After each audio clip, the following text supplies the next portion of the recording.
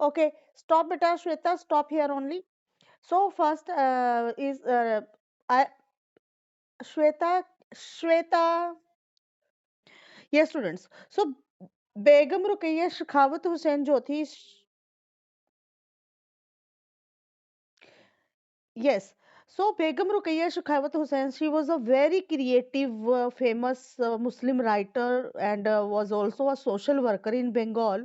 So in 20th century की starting में ही इन्होंने अपनी books वगैरह काफी उसी की वजह से popular हो गई थी बंगाल में 20th century में. So she is most famous for her efforts in on gender equality and other social issues. अब जेंडर इक्वेलिटी क्या है? जेंडर इक्वेलिटी मीन्स कि गर्ल्स और बॉयज के बीच में डिफरेंसेस ना करना. नहीं तो घर में क्या किया जाता है, फैमिलीज में क्या किया जाता है कि गर्ल्स और बॉयज को मीन्स उनमें डिफरेंसेस किए जाते हैं कि गर्ल्स तो एजुकेशन नहीं लेंगी, हायर एजुकेशन नहीं लेंगी, क्या करना है इन्हें पढ़ लिख के, right? they have to hold their house, they should be trained in household chores. घर के काम काज में ट्रेन होना चाहिए, पढ़ाई लिखाई का क्या करेंगी ये. तो बॉयज को बाहर खेलने दिया जाता है, गर्ल्स को नहीं दिया जाता बाहर खेलने के लिए. तो ऐसी ये जेंडर इक्वेलिटी लाने के लिए, ताकि दोनों को इक्वल फील कराया जाए कि गर्ल्स और बॉयज में कोई डिफरेंस नहीं है, बोथ आर इक्वल. और बहुत सारे सोशल इश्यूज जो सोसाइटीज में थे, कास्ट सिस्टम या वुमेन्स का डिस्क्रिमिनेशन, राइट, उनके ऊपर भी इन्होंने, उनको दूर करने के लिए भी इन्होंने काफी प्रयास किया, काफी एफर्ट्स किए. इन्होंने एक प्राइमरी स्कूल खोला गर्ल्स के लिए, मुस्लिम गर्ल्स के लिए, पटना और कलकत्ता में. देन बेगम रुकैया ने जो थी, काफी इंस्पायरिंग जो वुमेन है वो रही हैं, राइट, जिन्होंने की स्ट्रगल्स बहुत किए हैं ताकि वुमेन्स को, स्ट्रगल क्यों किए हैं? ताकि वुमेन्स को फ्रीडम मिल सके. वो जो सामाजिक बंधनों में बंधी हुई हैं, उससे बाहर आकर अपने आप को फ्री कर सकें. So she wrote a number of article. उन्होंने बहुत सारे आर्टिकल, स्टोरीज, नॉवेल्स, ठीक है, न्यूज़पेपर एंड ऑल में उन्होंने अपने लिखे हैं इन्हीं इश्यूज के ऊपर. So mostly in Bengali to raise popular consciousness specially among women. तो इन्होंने मोस्टली ज़्यादातर जो है बंगाली में ही लिखा है, ठीक है, और बंगाल में काफी पॉपुलर रही हैं ताकि लोगों वुमेन्स में जागरूकता आ सके, ठीक है, वो जागरूक हो सके कि व्हाट आर देयर राइट्स, उनके राइट्स क्या हैं, उन्हें कैसे घर से बाहर निकलना है, कैसे कैसे अपनी सारी बाउंडेशंस को ब्रेक करना है, अपनी फ्रीडम को कैसे इंजॉय करना है. So criticised oppressive social customs focused forced upon women. तो बेगम रुकैया ने उन जो सामाजिक रीति रिवाज हैं उनको भी क्रिटिसाइज किया है, उनकी भी आलोचना की है जो वुमेन्स के ऊपर जबरदस्ती थोपी जाती हैं. देन आता है the reformists of a caste based society. कौन से समाज सुधारक थे जिन्होंने सोसाइटी में से कास्ट जो डिफरेंसेस किए जाते थे, या जो कास्ट को लेके अपर लोअर किया जाता था, upper caste, lower caste, touchable, untouchable, तो किस कौन लोग थे जिन्होंने कास्ट सिस्टम को एबॉलिश करने की कोशिश की थी? तो पहले हैं उनमें Shri Narayana Guru. Yes, start the reading. Yes students.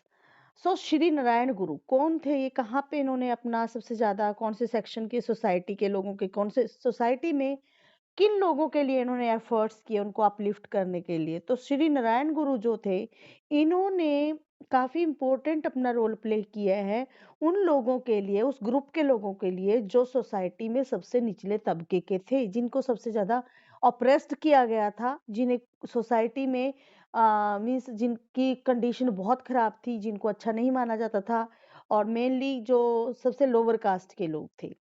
So he was born into Ezhava family of Kerala. Kerala में इनका बर्थ हुआ था, इजावा फैमिली थी. So in an era when people from backward communities like the Ezhavas. तो ये जिस फैमिली में बर्थ हुआ था इनका, श्री नारायण गुरु का, वो भी बैकवर्ड फैमिली थी, एक बैकवर्ड क्लास से बिलोंग करती थी, बैकवर्ड कम्युनिटी थी. तो उस टाइम पे इन लोगों को, इजावाज को, बैकवर्ड माना जाता था.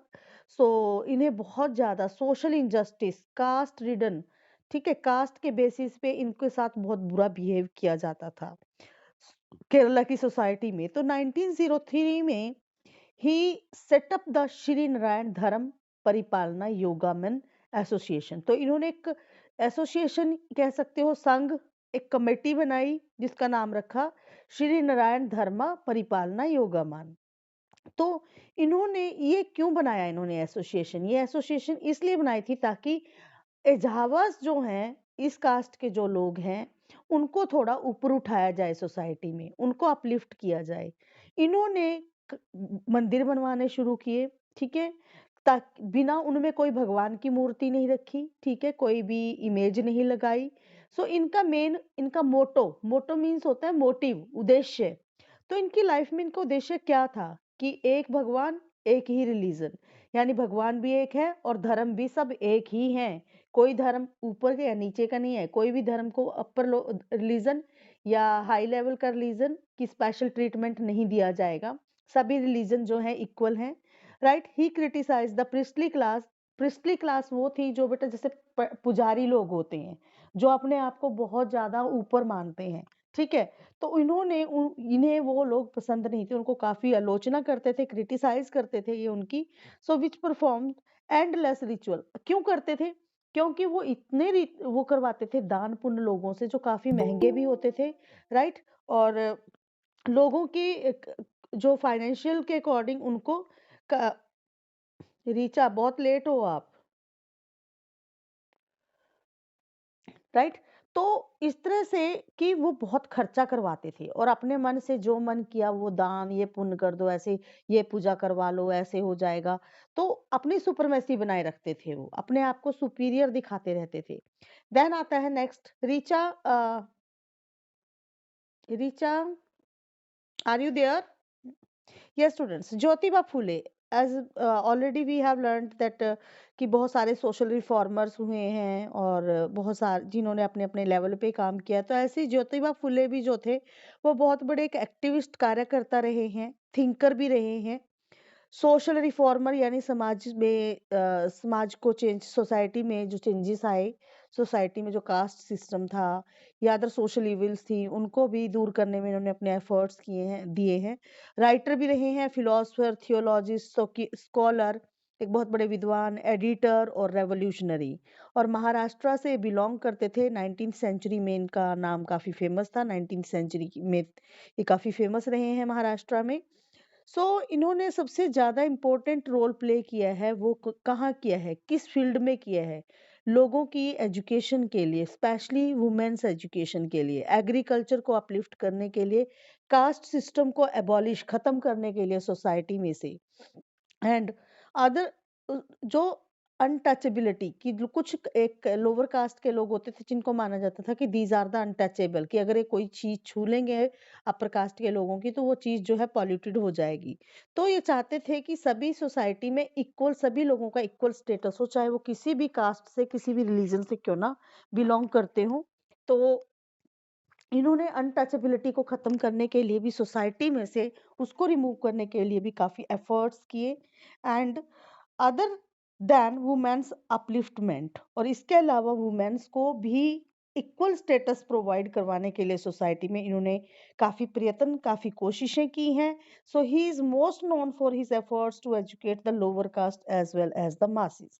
तो इनको काफी फेमस है, क्यों क्यों फेमस है? क्योंकि इन्होंने लोअर कास्ट के लोगों को एजुकेट करने में और दूसरे लोगों को भी जो एजुकेशन नहीं ले पाते थे, उनको एजुकेशन प्रोवाइड करवाने में इन्होंने काफी एफर्ट्स अपने दिए हैं।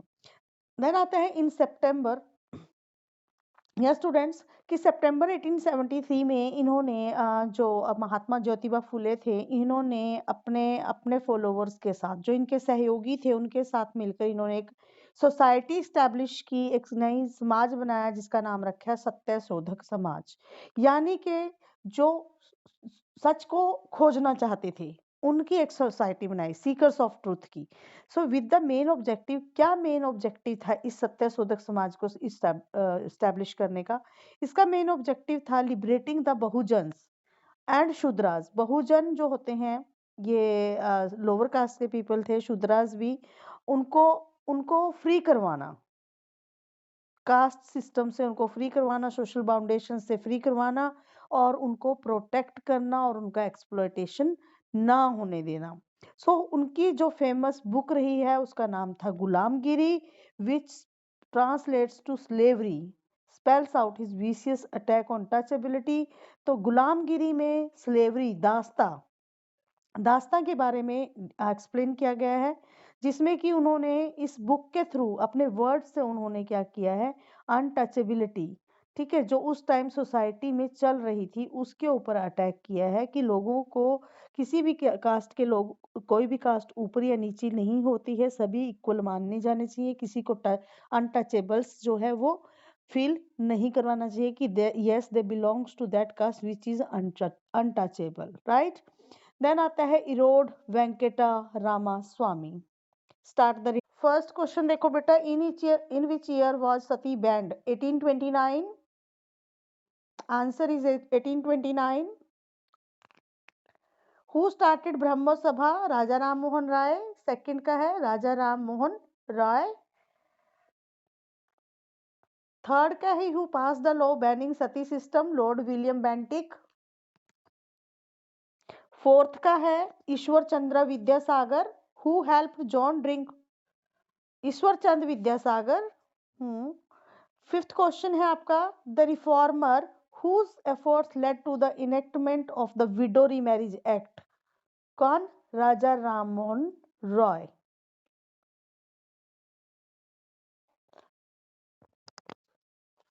नहीं, ईश्वर चंद्र नहीं आएगा, देखो जरा, राजा राम मोहन राय आएगा बेटा। क्या था इसका? Remarriage act. Okay, yes, remarriage है वो, मैं विडो वाला, यस। तो इनका आएगा ईश्वर चंद्र विद्यासागर। ईश्वर चंद्र विद्यासागर।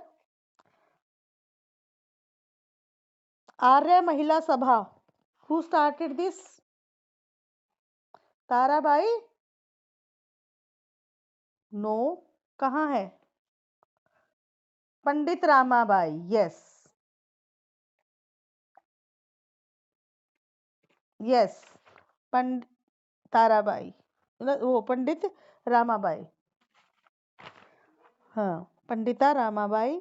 नेक्स्ट है आपका Mohammedan Anglo Oriental College was started by Sir Syed Ahmad Khan in कहाँ पे? Aligarh, right, right, Aligarh. Prarthana Samaj was started bye? प्रार्थना समाज, हम्म, प्रार्थना समाज,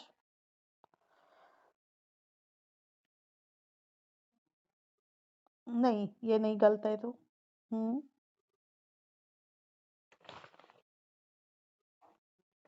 राणा डे।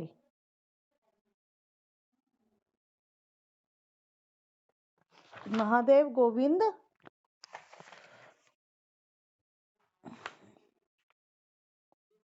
नहीं, let me check, let me check, let me check. Prarthana समाज,